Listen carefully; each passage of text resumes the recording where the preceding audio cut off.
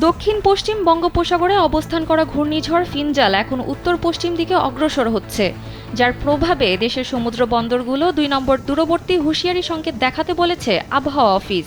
শনিবার সকালে ঘূর্ণিঝড় নিয়ে আবহাওয়া অফিসের ১০ নম্বর বিশেষ বিজ্ঞপ্তিতে এসব তথ্য জানানো হয়েছে।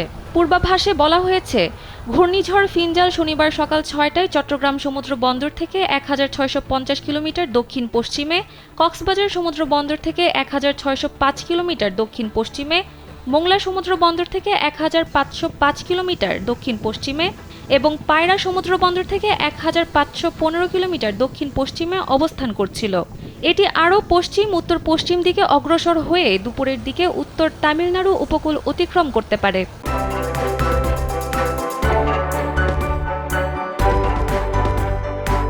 ঘূর্ণিঝড় কেন্দ্রের ৫৪ কিলোমিটারের মধ্যে বাতাসের একটানা সর্বোচ্চ গতিবেগ ঘন্টায় ৬২ কিলোমিটার, যা দমকা অথবা ঝড়ো হাওয়ার আকারে ঘন্টায় ৮৮ কিলোমিটার পর্যন্ত বাড়ছে।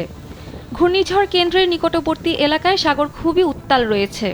এ অবস্থায় দেশের সমুদ্র বন্দরগুলোকে ২ নম্বর দূরবর্তী হুঁশিয়ারি সংকেত দেখাতে বলা হয়েছে।